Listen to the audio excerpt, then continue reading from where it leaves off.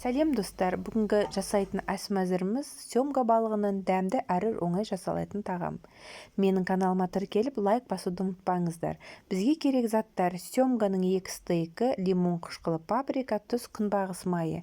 Стейктерді жақсылап құрғатып қағазбен сүртіп, үстіне күнбағыс майын 2 балыққа да жағып аламыз. Тұзды себелейміз, екеуіне де. Паприкамыздан себелеп қоямыз.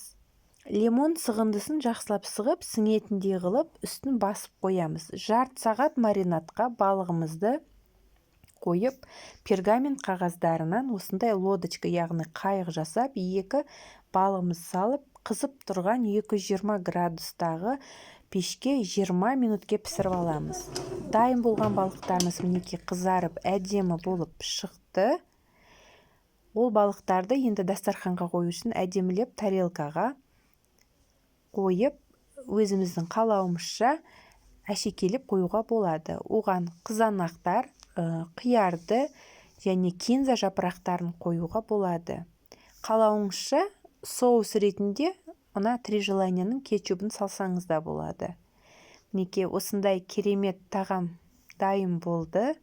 Менімен бірге болғандарыңызға рахмет. Менің каналыма тіркеліп лайк басуды ұмытпаңыздар. Келесі кездескенше сау болыңыздар.